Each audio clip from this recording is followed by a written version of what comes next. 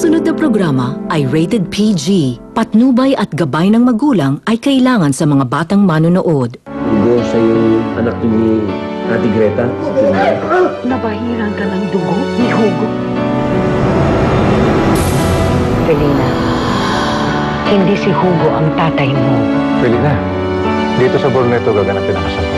Magpapakasal ako dahil baka sakaling bumalik sa akin ang babaeng talagang mahal ko. Ano ba gusto mo ipakita sa akin? Dok? Hindi siya doktor.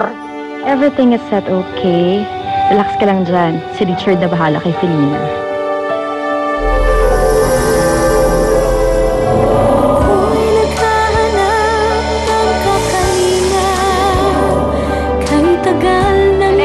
Tumututol ako sa kasal na to.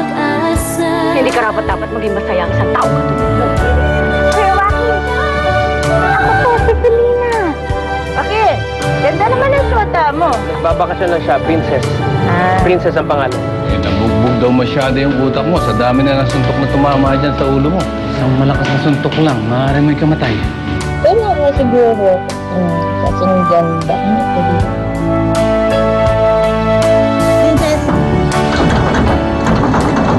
Princess, bubuksan ko na to, ha? Tol! Bakit kinakailangan sabi mo ba kami dalawa ni Emilio? Ang gusto ni Emilio si Celestina. Pag mawala si Celestina kay Hugo, libre-libre na siya para sa akin!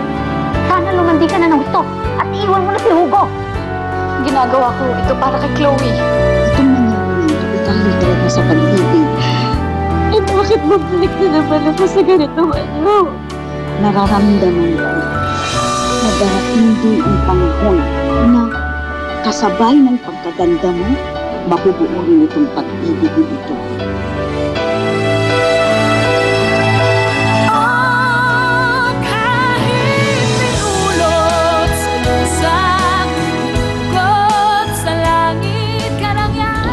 Sige, matulog ka na. Tay, di ba po sabi niyo kahit anong mangyari hindi tayo magkakahiwalay? Oo naman. Bakit mo ba biglang natanong yan? Sabi po kasi ni Mami, hindi niyo na daw po ako kayang pag-aralin. Tapos sasabihin daw po sa inyo, judge pa yun? Na ibibigay niyo na daw po kay Mami. Wala na daw po kayong magagawa kundi sumunod doon. Huwag mo nang pansinin ang mga sinasabi ng nanay mo. Basta, kahit anong mangyari, gagawa ako ng paraan para hindi tayo magkahiwalay. Promise po? Promise. Sige, tulog ka na.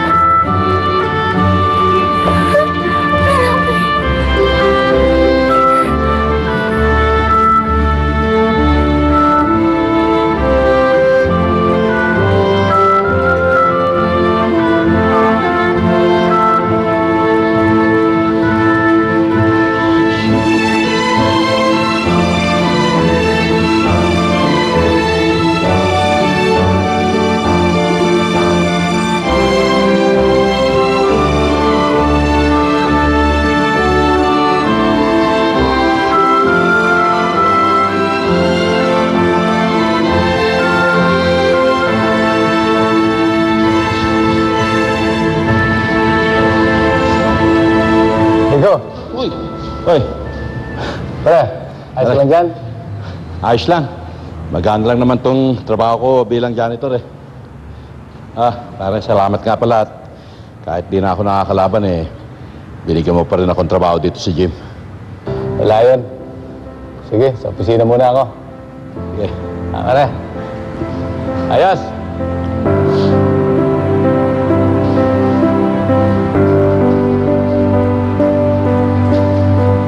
Rico?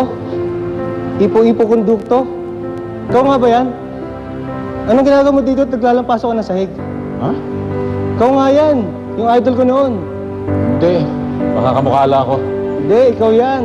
Hindi ako pwedeng magkamali. Janitor ka na lang yan dito?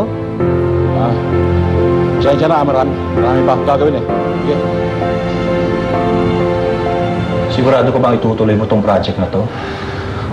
Kung ako sa'yo, lumayo ka na ng San Rafael. Lumayo ka na sa gulo. Nandito na yan Wala nang atrasan. Ikaw yung lumalapit sa gulo Hindi ko pwedeng basta-basta iwan si Celestina. Baka kung anong gawin sa kanya ni Hugo. Bodyguard? Bakit mo kailangan ng bodyguard? Hugo, hindi ko kailangan ng bodyguard. Kailangan ko. Para malaman ko kung saan ka, kung anong ginagawa mo. Pero Hugo... Kasalanan mo to. Kaya huwag ka na magreklamo. Kung may masamang gagawin sa Hugo, pati sa'yo meron din. Handa akong harapin yun. Mag-asawa sila, pare. Pero kaming dalawa nagmamahalan. Alam mo, ano pa bang balak mong gawin? Babawiin ko kung anong sa akin. Pipilitin ko si Celestina na sumama sa akin. Malabo na yun.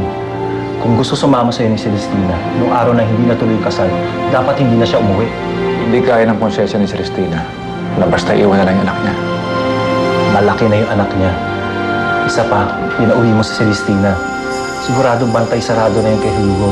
Hindi na makakalabas ng bahay yun.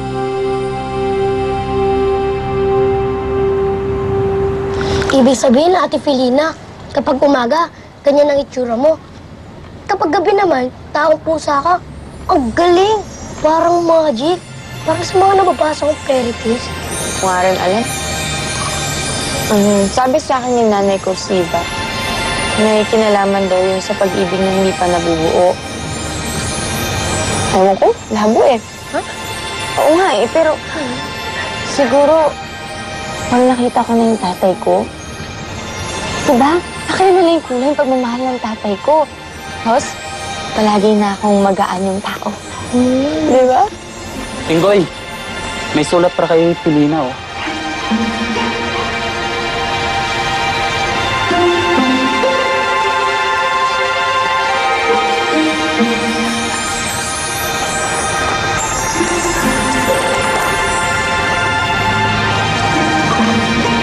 Galing to kay Papi Dula. Felina, nagulat ka ba na bigla akong sumulat? Hindi ka naman kasi dumadaan sa club. At ako naman, umuwi na muna sa probinsya. Pero ito, gusto ko nang ipaalam sa'yo na may naalala ako. May masugid na manliligaw si Liberty noon. Hindi ko matandaan ang pangalan, pero bouncer ko yung dati sa club. Baka nagkaanak sila. Bouncer? Ano yun? Kailangan mahanap ko ang taong to.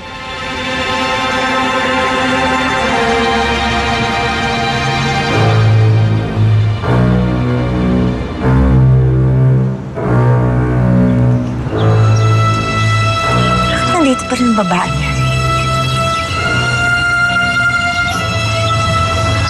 Malamang hindi pa sila nagkikitang magkapatid mula nung naunsang yung kasalan. Sigurado ako. Sabong yan pag nagtagpo sila.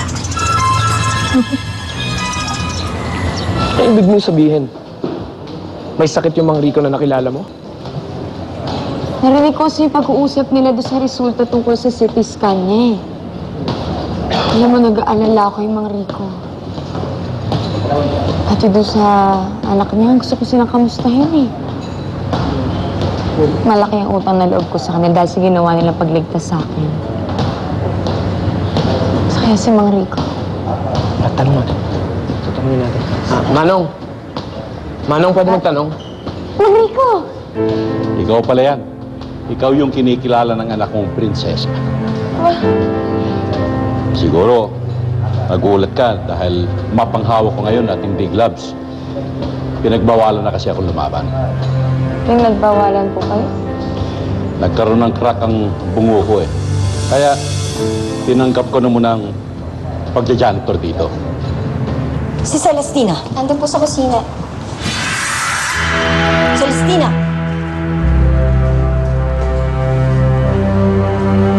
Mabutit na abutan kita dito. Ano na naman kailangan mo sa akin, ate? Huwag mo akong maati-ate. Dahil sinira mo ang buhay ko.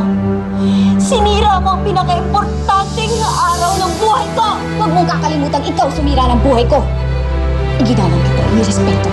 Itinuring na parang tunay na magulang, tapos lolokohin mo lang ko. Paano ka nakakatulong sa kanila, ate? Wala ka ba talagang konsensya? Itinago mo to sa akin ng matagal na panahon. Paano kung hindi ko nalaman? Paano? Kulimutan na natin ang nakaraan. Ang buhay ko ang pinag-uusapan natin ngayon. Ang mga pangarap ko, sinira mo. Wala kang kwentang kapatid. Ang lakas ng loob mo sabihin yan, ate! Huwag kang makasumbat-sumbat. Ikaw ang sumira ng buhay ko. Wala kang utang na loob. Kung hindi dahil sa akin, hindi mo matatamasa itong buhay na ito. Ito! Hindi ko pinangarap ang buhay na ganito, ate! Ang gusto ko lang simpleng buhay na kasama sa inyo. Ikaw ang nagsadlak sa akin kung saan ako nandito. Ikaw!